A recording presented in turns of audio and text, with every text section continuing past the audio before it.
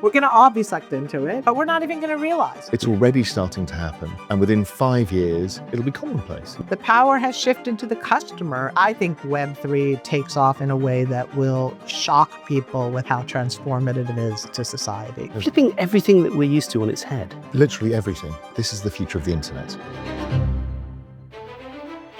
I'm Damien Horner, co-founder of Real Vision, and over the course of this 4-part series, we've brought to life how Web3 is on the cusp of changing the way the internet works.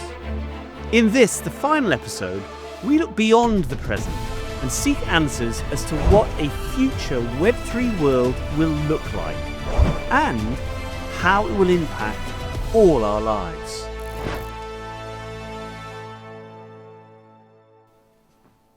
I started by talking to Sandy Cole, Head of Innovation at Franklin Templeton.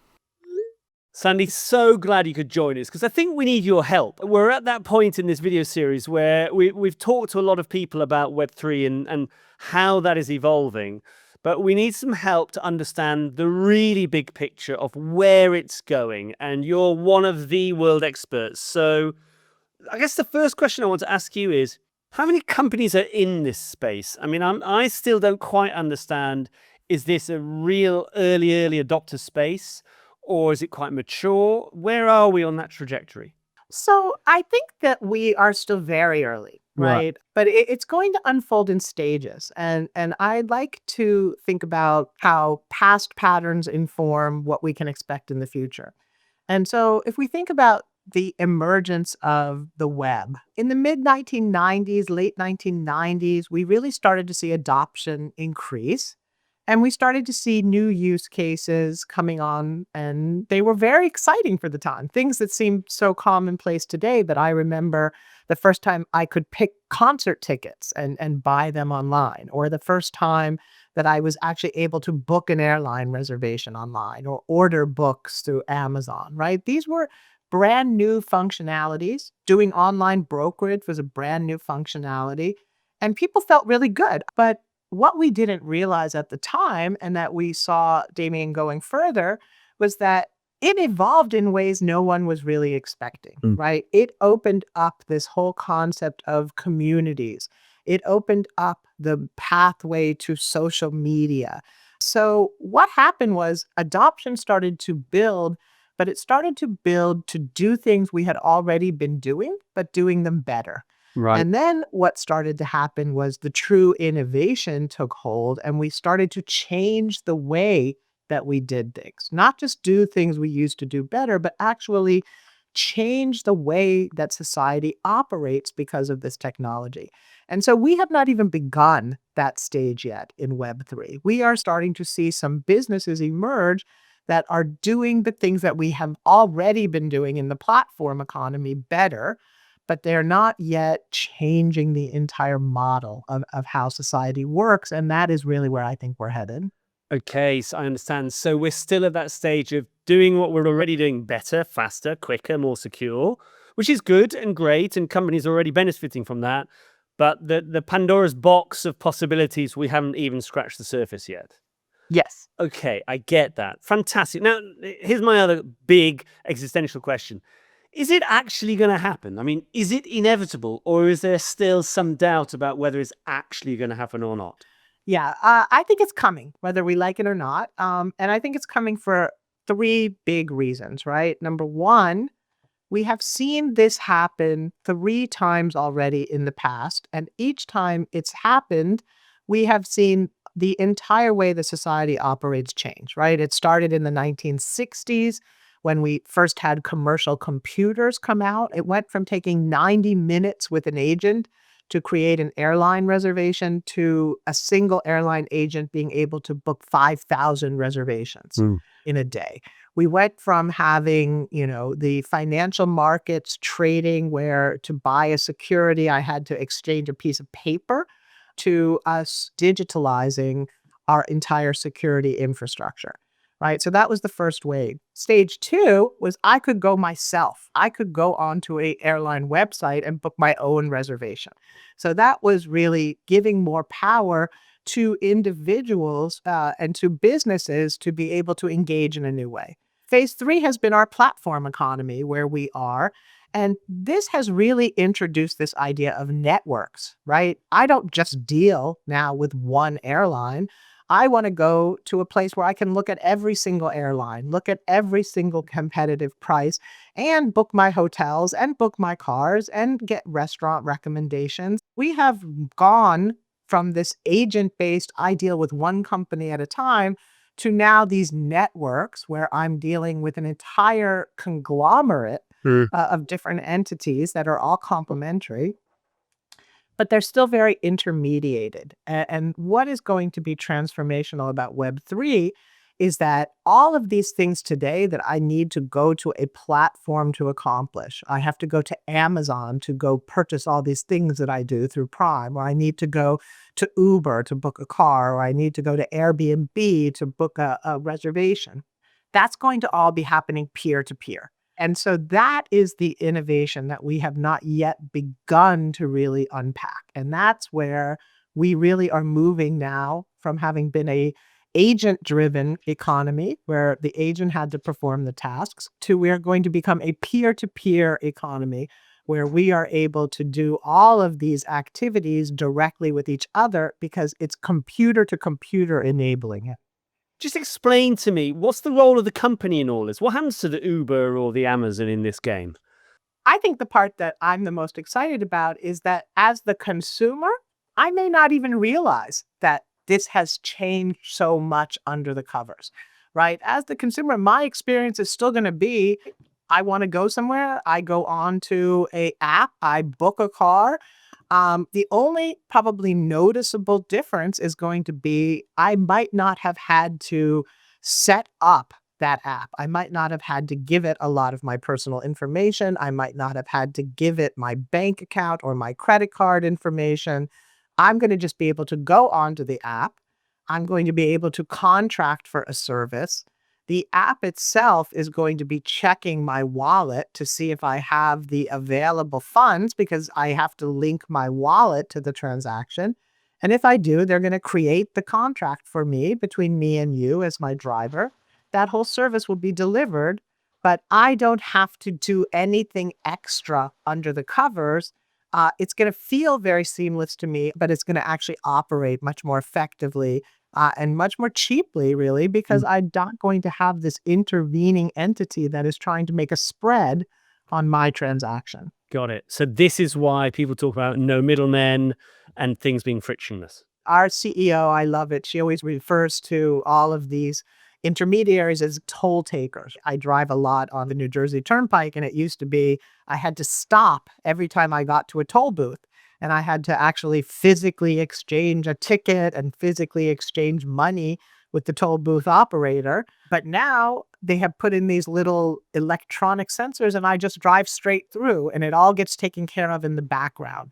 That's the equivalent of what is happening in I Web3. get it. That's a really lovely analogy. So in this world, we're all going to be touched by Web3 one way or another. We're going to all be sucked into it, but we're not even going to realize.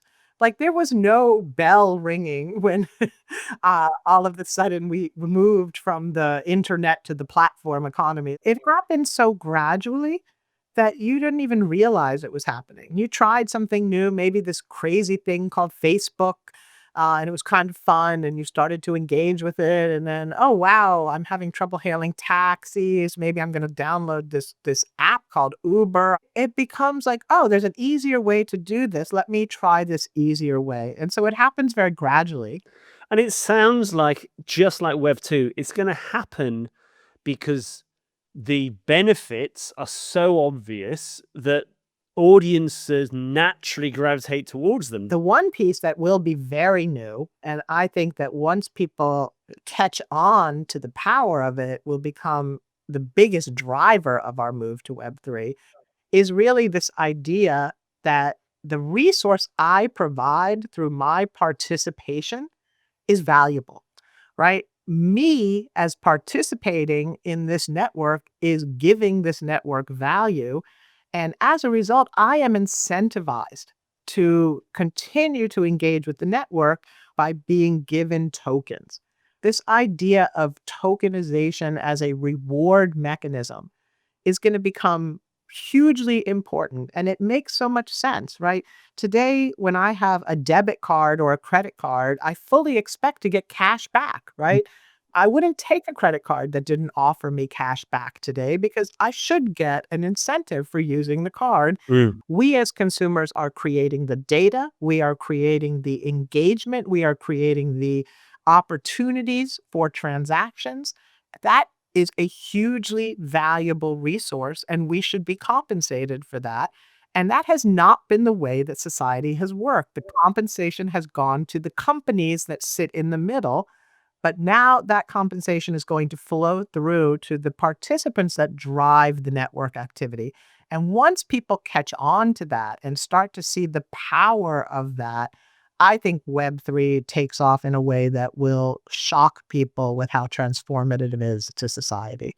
By the time it's happening, it's going to feel so natural and it's going to feel so normal that you're not going to really think much about it, right? That's the beauty of societal change. If it happened too radically or too violently, it would put people off. But Yes. because it happens in a way that feels natural, people become more excited, more comfortable. They bring their friends in, they bring their family in, and then all of a sudden they're operating in a completely new ecosystem without having realized they made this conscious choice to do so. Okay, so as a consumer, I totally understand that. And I can see the smoothness and, frankly, the relative ease of that transition. If I'm a business owner, what should I be doing right now? So I would start thinking like a Web3 business, right? I would start thinking about how do I engage my customers more directly, right? Can I begin to use the power of this new technology to offer them immediate discounts if they come into my store, right? I'm going to be able to promote a sale as they come near my geolocation. And if they come in, I'm able to then reward them for having come into my store and maybe reward them more if they purchase something through loyalty points or through token drops that give them an ability to access new products or to be part of my community, right? I'd start thinking about how do I build a more direct relationship with my customers? And how do I think about rewarding them and thanking them for being a customer? So this is radical because as a business owner, look, I do a lot for these people. They give me money and I give them something. And then, of course, I get to keep the data and I don't want to give discounts and I want to charge as much as I can. And what we're saying in this new world is, hang on a minute. You should be grateful for that audience and grateful for their loyalty and their recommendations. The whole dynamic of the relationship is going to change. I mean, there might be some people listening to this thinking, hang on, I'm going to give them rewards. I'm going to give them discounts. I mean, who do they think they are? They should just be lucky to have our product. Is this a psychological leap for the business owners more than the users? Oh, for sure. But it's the natural conclusion of the trajectory we've been on for the last 50 years, right? Because if you think about it, I as a consumer used to have zero power when it came to engaging with a company. They didn't even have customer service in many of these organizations until the 80s, right? But the trajectory since then has been to this increasing democratization of access to the world's transaction rails. And as those rails have become more and more accessible to individuals, it has shifted the power away from businesses. As we were saying before, I can look at 50 airlines at once now without needing to go to each of those airlines and understand what they're offering. So, of course, those airlines are going to have to compete more for my business. My ability to switch providers is almost seamless now. So, if you want to be my provider of choice, you need to reward me. There really has been this 180-degree flip that has happened in who holds the power in the transactional relationship.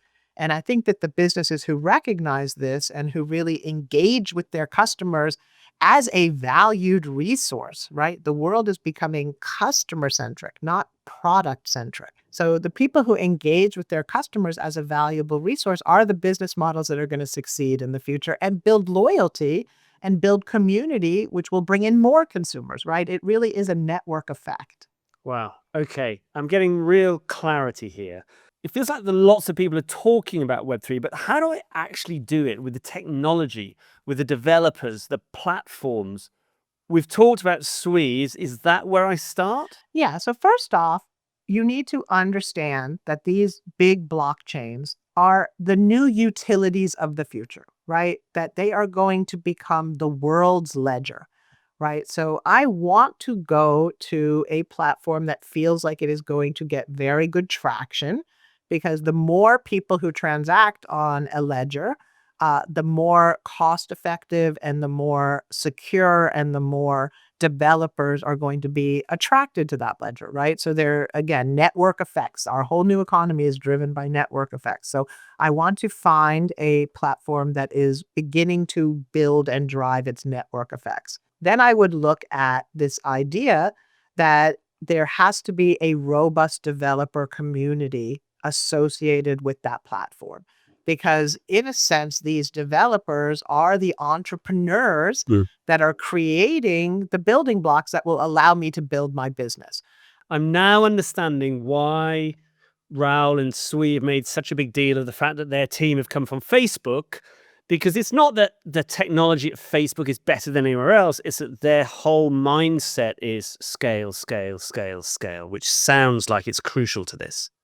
Well, and even more than scale, scale, scale, then in what their mindset is community, right? Yes, of course. Again, I want to feel incentivized. So I want to be a part of the community. I want to have belief that the community is going to grow. Because if the community grows, I have more customers. And if I'm a customer, I have more options of businesses, right? And so it becomes a flywheel where Yeah. all of the incentivization and the community starts to build on itself to make that platform more and more valuable and more critical to me as either a business owner or as a consumer. Many different audiences are going to be watching this, and they're going to be impacted professionally in different ways, whether they're investors or business owners or developers. So I just want to break down each of those segments and understand what you think they should be doing about Web3 right now. And the first of those are business owners. If I'm a business owner, what should I be doing when it comes to Web3?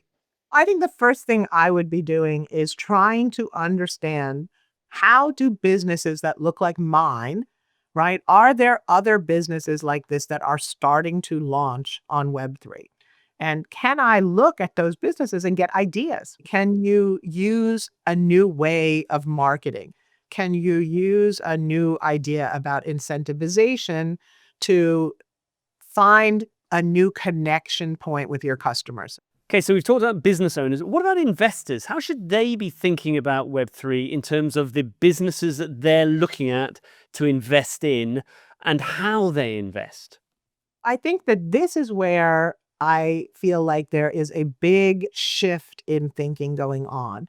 Because as an investor, I'm used to analyzing companies. I look at their cash flows, I look at their management structure, I look at their balance sheet, right? But for a lot of these Web3 businesses, I also look at, what is their token pool? How much supply of tokens are they putting out? How much of their token pool is locked up with insiders, and how long is that lockup? How often do they mint and issue new tokens, right? There is a whole new piece of financial analysis that investors have to understand, which is what we call the tokenomics of the platform. And so I think that an investor would be well suited to begin to learn about how tokens work, why they are so important as acting as incentivization mechanisms, and really understanding, how does that token pool and the way it's going to be administered play into the valuation of the underlying platform. Consumers are obviously the biggest group of all in this context. So how should consumers be approaching Web3? What should they be thinking about or getting excited about? Here, I think, is one of my most favorite and exciting parts of Web3 as a consumer. And the part I love is there are all new models starting to emerge in the Web3 space that can provide me routes to income that didn't exist even just a couple years ago. Okay, what about marketing teams? Always close to my heart. What should they be doing about Web3? How should they be approaching it in their work lives? They need to be ahead of the businesses and they need to be ahead of the consumers in really understanding and envisioning and unlocking the power of this incentivization, direct to consumer, community focused, experiential way of engaging, right? This is going to change the entire foundation of how advertising and branding and marketing works. And it's all about really creating experiences and loyalty and community. So you really need to start to learn and think about and envision what these new models might look like. Okay, my last group are the developers. If I'm a developer, I'm a Web2 developer, should I be terrified or excited, or what do I do? So here is where I think there's a great opportunity for developers to really begin to reimagine their role, right? Because to be a developer today feels like you're under threat. People talk all about how AI is starting to take over writing more and more code, how this is going to be a very difficult job in the future, how people are vibe coding, right? But in reality, your skill set as a developer isn't just writing code. Your skill set as a developer is being able to bring into existence new processes and new ways of delivering goods or services, or collecting consumer information, or building consumer engagement. I think that developers need to challenge themselves to think beyond writing code to thinking, if I am an entrepreneur and I am building something new, what would I want to build? And really being able to use the snap together ease of these Web3 platforms to really take that risk and build a new business. You've been so enlightening and given us some great ideas and great guidance. I just want to end with one thing, because it's the end of the series about the world of Web3 and our combined shared journey into it. What's the thing that our audience should be taking away after all of this series and all of the conversation? Look, I'm an eternal optimist, Damien. And in this case, I think I'm being affirmed by the reality of what is emerging, right? And I would encourage people to think of this whole journey that we've been on for the last 50 years as shifting the power to the people, right? That now the ability to shape commerce does not sit in the hands of big centralized businesses who can dictate terms. The power has shifted to the customer, and that you are the driver of the economy, and that this new ecosystem that's being developed is not only going to facilitate that, it is going to create the reward mechanism and the incentivization that really recognizes the value that you provide to the system. And so embrace that, because in reality, you are who drives the success of the economy. And now the economy has actually reshaped itself to be able to reward you for that. It's pretty clear from that exactly why Sandy is such a highly regarded thinker in this space, and why she's so respected by Raoul and the Real Vision members. What I love about what she's saying there is that Web3 is simply the natural next step in a trajectory that we've already been on for decades. In super simple terms, Web3 is the next stage in our transition from analog to digital. You see, right now we're still slightly caught between both worlds. We're in the middle of a shift, which means even simple things are more complicated than they need to be. Like when I park my car and I don't know whether I'm supposed to pay with cash, use a bank card, whether I can pay contactless with my watch, or do I have to download an app? And if so, which app? This confusion, this mess, it's all because the world hasn't yet gone truly digital. Now, of course, that's going to change, and Web3 will be the rails for joining everything together. And that's the point here. It's the future of the internet. And that's a pretty big deal. So to wrap up this series and pull together some of the many strands of thinking from our different experts, I wanted to go back to Raoul to hear his final thoughts. Okay, Raoul, we talked about getting Sandy from Franklin Templeton in to give us a picture of the future of Web3.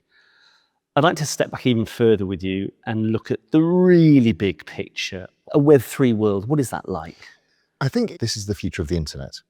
The idea really is it's the new organization layer for the economies and us as people in this internet age. Because we're still using old rails from the past. You go to the bank, for example.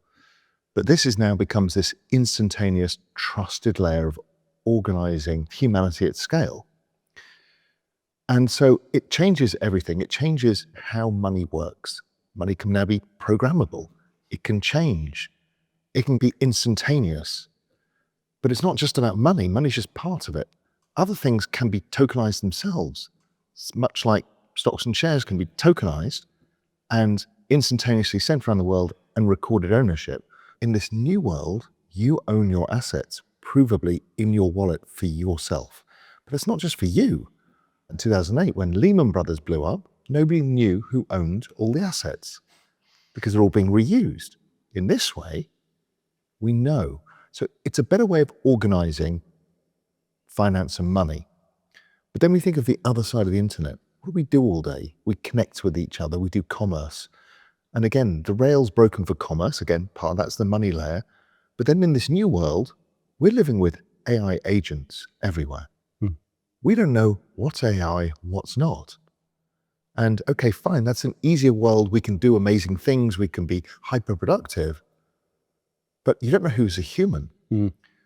So identity becomes a very important thing. Who are you? In the past, we had a passport or a driving license. Now, in a digital world, what do? We currently have to take photographs of that and send it to somebody. That's silly. It should be digital. And it should be yours and provably yours. So this is my identity, and I can then share it with whoever I need to for whatever purpose, whether it's opening your Google account or whether it's banking or getting a telephone, whatever it is.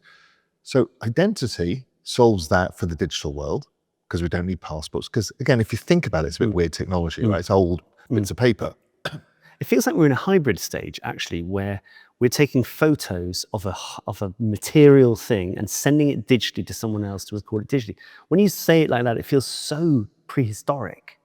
Well, it does. Even me thinking about it now, Yeah. we have to go to the passport office and queue up and get this booklet with these Which things. then runs out. Which runs out, and also you have to stamp it. And this is bananas, right? You should go to a passport, you zap your phone, it gives them the details, shows who you are, and they automatically send a digital stamp back.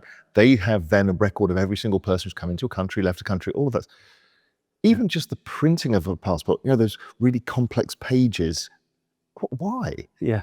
We don't need that anymore. No, But we have that, right? The costs and all of the clunkiness of all of that. So that's the identity layer. So we can then prove who we are, but also that we're a human. Maybe there's a proof of AI as well. So you have to register so you know what you're dealing with. Because in the future, your AI agent is going to be doing things on your behalf. Yes. How do you give that permission? Yes. You can't until you've got this digital identity layer where it's permission. So this is the programmability of stuff like that. Let me just touch on that. So you're right. We're entering an era of everybody, or most people, will have an AI agent on their behalf who's booking holidays for them, booking restaurants Or for many them, agents. paying for things, organizing, or many agents. So obviously we need some digital connection with them that's provable and there's authenticity. That's all going to be Web3 enabled, I'm assuming. Of course it has to be. There's no other way of doing it. The other thing is people don't realize, what is an agent? An agent is AI, which is compute plus energy. Right. They need to be paid because they cost money. It's small amounts of money, but we're going to ask them to do a lot of things. Yeah. And agents will ask other agents to do things, or agents to robots. So Damien's agent needs his house cleaned today. So it contacts the robot gets in the robo-taxi, comes to your house, does the cleaning, so spends some time using energy and compute, and leaves. Yes. Now, what are you going to do? Give it your credit card? Leave it cash and a tip? No, it just happens instantaneously via crypto rails. So agents will pay agents. So this is the future of money. And this isn't like, oh, one day maybe, this isn't Star Trek. Oh no, this is already starting to happen. Yeah. It's already starting to happen. And within 5 years, it'll be commonplace. Yeah. So again, if you think about it, you need to permission your agent or your robot to do something which will employ others to do the task, of which they need to be paid micropayments. Yes. You're not going to, they're going to send you an invoice? Yeah. That's how the world works now. It's so dumb, right? So what you do is, is you permission your agent to do certain things on your behalf, and it takes that proof and goes out and does it. Yeah. Again, people don't really realize this. The other thing about Web3 is right now, things like a lot of monetization happens via advertising, attention.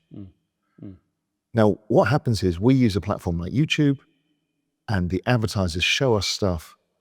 And if it's your YouTube channel, you get paid a small fraction.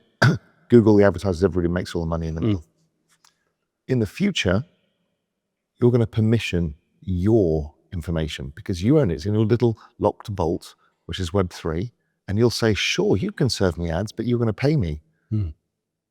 So it kind of redistributes where value accrues on the internet. It's flipping everything that we're used to on its head. Yeah, literally everything. Yeah. It's everything. So it goes away from centralized to decentralized. Yeah. And that gives us, if we think of a world, go back to AI, where do we make a living? Well, part of it can be from our attention. Because people want our attention. And if you've done enough things on the internet, there will be immutable recordings of those things, which is what blockchain does. Yeah. So they know, well, Damien's definitely interested in whatever it is. And so now you're a very high quality person to approach. Yeah. Now, you may not want to be served the ads, but you could say, sure, if you're paying me a few bucks to show me the ads, attention is upstream of everything. It's actually the currency of humanity. That's what love is. It's like the top of the pile of attention. It's like singular attention. But attention is all humans actually do. And in this, we can charge for attention. Right. So that's a backbone of the new economy. Yeah. Because what are we going to do? Have universal basic income and all sit at home? No. We have a purpose. We do things. We're humans. We like to interact with each other. We do all of that stuff. So part of it is, can we monetize our attention? And then other things is, can we form around communities? Humans, oldest time, have been around sports teams and musicians and whatever it is. Yeah. And we talked about this in a prior episode, is that whole concept of digital communities allows people to connect and work for that community and get given rewards. So we talked about it before. If you're a music fan, you go to 10 gigs of the same thing, they know you're a super fan. Yeah. So they should be rewarding you because you are out there marketing for them, saying this is the best artist ever, all of that stuff. That can happen all automatically because it's programmable. You don't have to go through your database and look through, okay, who are the people who might have done this? There's no record on the tickets. Ticketmaster might have the record of who bought the ticket. That's it. But that's it. But the artist has literally no idea. One of the things that interests me, and you seem to bring it up a lot, and I've really tuned into it, is that when you talk about Web3, you often talk about AI as well, and how one is feeding into the other. And I think all of us, most people hadn't really understood or thought about AI until ChatGPT launches a couple of years ago, and suddenly you couldn't talk to anybody without AI entering the conversation. It feels like it's just spread like wildfire. I'm assuming that that is a massive tailwind for Web3. Is that right? If you think of AI as the intelligent internet, Okay. it's a network of intelligence Yeah. that operates in a very futuristic way, but it's actually still the internet. Yes. Okay. It's all connected. It's that connected network of humanity. And so, of course, they're going to interact because they're part of the same thing. Right. They almost can't be different. Yes. Because, again, when I talk about this, is what AI or a robot going to go into a bank with a driving license and its utility bill to get a bank account? No, No. it's not. So could you plug in Stripe? I'm sure Stripe are working on this, or whichever payment provider. But they won't use old rails because they're too slow. You can't do micropayments. It's too expensive, which is why they're all moving to blockchain rails. Yes. Instantaneous fractionizable payments that can stream in rapid time. So then this new economy becomes much easier. Think of the lack of friction that involves. Yeah. How much saving of money for everybody. It's not great for the banks. No. But my heart doesn't bleed. But you know, even Sandy will talk about the fact that, look, banks either have to disrupt themselves or get disrupted. And they all know it. They're starting to realize, okay, they have to be digital now. They have to be native in these things. When you break these things down, it does sound so archaic. It sounds stupid Yeah. for this world. Yes. But your agent will do it. You'll say, hey, listen, I want to transfer some money to, let's say we've still got money in our bank accounts. I need to transfer money from somebody here to here. You just tell your agent it'll do it. Yeah. And there's no humans will be involved in that process. No. Because we don't need it. Two-factor authentications is ridiculous. We've got, within the Sui ecosystem, proofs of who we are, what we need to do. And so there's a security layer that doesn't exist. No. So if you think of all of the problems that we have with security and the banking system and all that, that goes away as well. So this is the end of the series. Okay, it's been a real deep dive exploration into Web3, what it is, who's already building Web3, and where the future of Web3 might be. What would you want to leave people with? What do you want them to take away? Tomorrow is going to be more digital than today. And it's an easy thing to say, but it's not an easy thing to understand. We are hurtling exponentially into this exponential age future that I talked about. And we just don't have the rails for it. And this is just that. It's how do we operate in 50 years' time?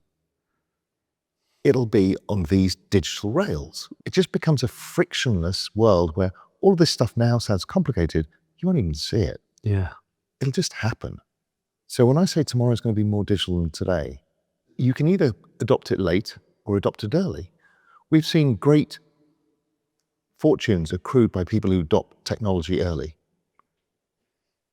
And this is the same thing. It's a technology stack that reorganizes the internet to make it fit for purpose for the next 20 years, 30 years, 40 years, 50 years. Making the internet fit for purpose for the next 20, 30, 40, or 50 years. That is what Web3 is all about. Web3 is revolutionary. In fact, it's just like AI. It's going to hit us all like a freight train, which is exactly why Real Vision wanted to make this groundbreaking series with Sui. Because a big part of why Real Vision is here is to help you see round corners. We've shown you the future, so now it's your turn. You can embrace it and adapt, or you can procrastinate and avoid. Either way, as many of our experts have said, Web3 is coming, whether we like it or not. So, you obviously like this video enough that you've got to the end. That's quite a big task. But listen, do me a favour, hit the like and subscribe button, and also check out what video's next, because I think you'll love it. But if you want even more, and when I'm talking more, I'm talking about member-generated ideas, incredible alpha, research, everything there to help you in your journey, just head to realvision.com/join for the best financial intelligence out there and the pure alpha that's within the platform.